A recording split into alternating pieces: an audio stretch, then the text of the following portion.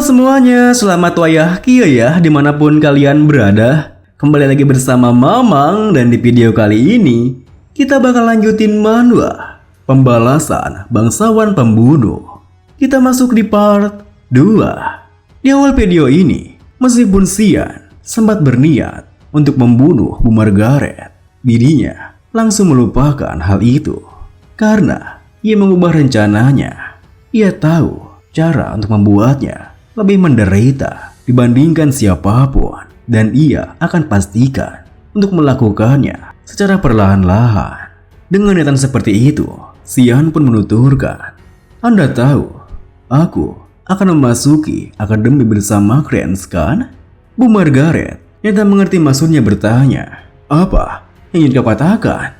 Xian tersenyum menekankan, "Aku yakin Anda ingin putra Anda lulus dengan anggota tubuh yang masih utuh, bukan? Apa Anda tidak khawatir dengannya, Duchess?" Tentunya, perkataan Xian yang begitu mengancam putra miliknya membuat Bu Margaret seketika ingin menampar Xian di depannya. "Kau beraninya kau mengatakan sesuatu yang sangat tidak sopan." Untungnya, sebelum Duchess Margaret bisa menampar Xian di depannya, kesatria Elken yang menemani Xian langsung menengahi, "Maafkan saya, Duchess. Duke telah memanggilnya. Saya rasa saya tak dapat menundanya lebih lama lagi. Kami pergi dahulu, Duchess." Dengan begitu, karena satria Elken menghalanginya, Duchess Margaret pun tak bisa berbuat apa-apa, yang membuat Xian tersenyum puas sembari berpikir, "Perintah Duke itu absolut. Kenaiknya telah diperintahkan untuk melindungiku. Aku tak percaya ternyata ada seorang kenaik yang bahkan tidak mengalah pada Duchess. Mengesankan." Beberapa saat kemudian, Xian pun telah tiba di ruangan ayahandanya, Duke Firth, putra termuda Firth. Xian menyapa sang Duke. Di saat ia menyapanya, Xian berpikir, "Terakhir kali kami bertemu secara pribadi sekitar 15 tahun yang lalu." Kemudian, ayahandanya menyuruhnya untuk duduk di sana. Sembari duduk di sana, Xian menatap ke arah ayahandanya berpikir, "Duke Willius Firth, penguasa Velias bagian barat Kekaisaran Usif. Dunia memanggilnya dengan berbagai nama. Guardian of the Continent, sang pahlawan yang telah menghentikan invasi dari para demon untuk waktu yang lama dengan bantuan dari kekuatan magicnya yang luar biasa dan kebijaksanaan duniawinya. Pria ini memikul tanggung jawab tanpa ada yang memaksanya, sampai akhirnya dia mati dalam pertarungan melawan invasi dari pasukan Demon King. Yang dia inginkan hanyalah kedamaian di seluruh kontinen. Tapi ingatanku tentangnya berbeda. Seorang pria yang memanfaatkan kehendak bebasnya, yang memutuskan untuk menghabiskan sisa hidupnya demi melayani orang lain. Pria yang bodoh." Lalu, setelah berdiam dan saling bertatapan, Pak Willius Firth berkata, "Matamu secara presisi mengikuti pedang itu dan menghindarinya. Pada saat Krans melaju ke arahmu, kau menatap lurus ke arah jalur pedang yang mengayun dan membelokkan tubuhmu untuk menghindarinya. Kapan kau belajar jangan menggunakan pedang?" Mendengar hal itu, Xian yang merasa jika Pak William peka seperti biasanya membalas, "Aku tak bisa mengatakan bahwa aku mempelajarinya. Aku selalu berlatih setiap hari seorang diri." Mendengar jawabannya, Pak Willius melanjutkan, "Dari apa yang aku tahu, kau tidak pernah punya ketertarikan terhadap swordsmanship. Kenapa kau menyembunyikan kemampuan hebat seperti itu?" Xian pun berakting malu-malu menjawab, "Aku sungguh tidak ingin menarik perhatian orang lain." Melihat sikapnya, Pak Willius berkata, "Meski begitu, kau sungguh mengeluarkan seluruh kemampuanmu untuk mengalahkan Krans. Tapi, bukankah apa yang kau lakukan setelahnya itu tak diperlukan?" Xian yang merasa jika Pak Willius menyadari rencananya berpikir, tujuannya di balik pertanyaan itu sepertinya cukup jelas. Apa dia berencana untuk mencari tahu sejauh apa kemampuanku? Dengan pikiran seperti itu, Xian membalas, Aku ingin membuktikan diriku sendiri. Pak Willius yang penasaran bertanya, membuktikan? Membuktikan apa? Xian melanjutkan, bahwa aku lebih baik dari Kranz. Meskipun kami memiliki darah yang sama, yang mana juga aku simpulkan sebagai arti dari duel tersebut. Mendengar jawaban Xian, seketika itu juga Pak Willius terkekeh. Luar biasa, jawaban yang jelas dan ringkas yang menunjukkan sikap tenangmu. Aku tidak tahu bahwa kau ternyata seberbakat itu. Aku senang sekali kau akan menjadi dukungan yang hebat dan dapat diandalkan oleh Asel suatu hari nanti. Mendengar hal itu, seketika itu juga Xian pun kembali teringat dengan pengkhianatannya hingga ia berpikir, kenapa aku harus menjadi membantunya? Ini masih sama, dia masih terobsesi dengan Asel. Kalau begitu, aku hancurkan saja semuanya. Semua yang ingin Asel lakukan. Kemudian, Pak Willius menuturkan, ini bukan sebuah trofi, tapi aku ingin menghadiahimu atas duel ini. Jika kau ingin sesuatu, katakan saja padaku.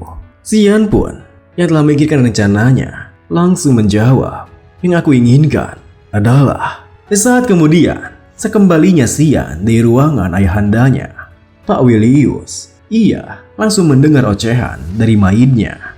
Emily, kamu bilang kamu ingin memasuki medan perang? Dengan santainya, Xian membalas, ya itu benar, tapi itu masih belum pasti. Tentunya perkataan Xian membuat Emily semakin marah padanya. Ini membuatku gila. Apa Anda sudah gila? Apa Anda tahu tempat seperti apa itu? Itu dipenuhi dengan demonic beast yang keji dan mengerikan. Meski begitu, Xian tetap bersikap tenang. Bahkan ia yang tengah membuka pakaiannya berpikir, Pelias, bagian barat Kekaisaran Usip. Ini adalah satu-satunya tempat di seluruh kontinen yang disebut sebagai medan perang. Meski begitu, Lemea Valley yang bisa disebut sebagai garis depan merupakan medan perang yang ganas, di mana pertarungan melawan demon telah terjadi selama ratusan tahun. Karena itu, ayahku yang sudah dengan keras kepalanya menolak itu sejak awal, memberikanku sebuah syarat. Jadilah pantas untuk pergi ke Lemea Valley dalam waktu sebulan.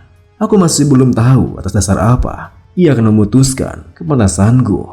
Aku akan meningkatkan kekuatan fisikku sebanyak mungkin selama waktu yang diberikan. Aku masih lebih lemah dibandingkan dengan teman sebayaku. Setidaknya, aku cukup beruntung karena masih punya indera bertarung yang sama seperti sebelum regresi dan sedikit magic yang aku rasakan dalam tubuhku. Jika aku melatih tubuh ini sesuai dengan kemampuanku, aku pasti bisa memanfaatnya dengan baik. Bagus, aku akan mulai berlatih hari ini juga. Namun di saat Xian berpikir seperti itu, tiba-tiba saja pintu kamarnya terbuka dengan keras bersama dengan sebuah teriakan dari kakak perempuannya. Xian! Dengan kasarnya, kakak perempuannya, Alice, langsung mencengkram kerah baju Xian dan mengomelinya. Apa kamu gila? Aku dengar kamu meminta kepada ayah untuk mengirimmu ke medan perang. Meskipun Emily menyapanya, Alice yang begitu marah tak mempedulikannya, hingga Xian pun yang hanya bisa pasrah membalas.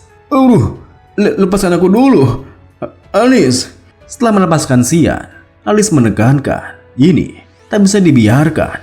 Ikutlah denganku ke atap. Dengarkan, Xian. Di saat kemudian, mereka berdua pun telah tiba di atap bangunannya, di mana Alice mengatakan, sekarang kita akan mulai ketika sudah mengeluarkan pedang kita. Aku akan membiarkanmu pergi ke medan perang jika kamu bisa menahan seranganku selama 3 menit.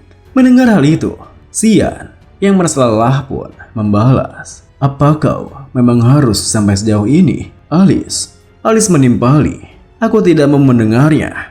Jawab saja satu pertanyaanku ini. Apa kamu mengejar gelar keluarga? Alih-alih menjawabnya, Xian malah terdiam berpikir. Itu sebabnya dia melakukan ini. Aku bahkan tak sedikit pun tertarik akan hal itu. Namun sayangnya, Sikap diamnya malah membuat Alice mengira jika itulah keinginannya. Jadi benar, Keluarkan pedangmu. Sian yang tak punya pilihan lain pun menarik keluar pedangnya sembari berpikir. Bahkan ini masih belum setengah hari berlalu sejak aku berduel dengan Kranz. Aku capek, ini melelahkan.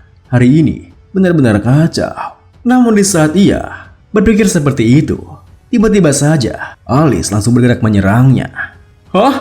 Untungnya Sian bisa bereaksi tepat waktu dan menangkis serangan dadakannya hingga membuat Alice sendiri terkejut karena tidak menyangka jika adiknya yang berusia 10 tahun bisa menangkis serangannya. Meski begitu, Sian merasa jika kemampuan Alice seperti benar-benar ingin melawan adiknya yang lebih muda darinya. Kini, setelah menjaga jarak dengan Sian, Alice yang masih belum percaya dengan apa yang ia alami berpikir, Rapier memang punya belati yang sangat ringan, tapi dia mampu menangkis serangan longswordku dengan mulus. Apa dia hanya beruntung barusan? Dengan pikiran seperti itu, Alice yang kini merasa jengkel berkata, "Kamu punya intuisi yang lebih baik dari yang kuduga, Sianku sayang?" Melihat senyum jengkelnya, Sian pun seketika berpikir, waduh, mati aku. Dan sesuai dugaannya, Alice pun kini menyerangnya dengan sangat intens hingga Sian hanya bisa bertahan semampunya. Namun di sebuah titik setelah menangkis serangan dari Alice, Sian melihat sebuah celah dengan refleks langsung mengambilnya. Dan video ini pun diakhiri dengan refleks yang tak sadar ia gunakan membuat pedangnya langsung melesat maju mengarah ke leher Alice yang juga terkejut akan hal itu. Terima kasih buat teman-teman semua yang udah nonton. Mohon maaf jika ada salah-salah kata atau pengucapan Mamang yang kurang jelas. Sampai jumpa di video berikutnya.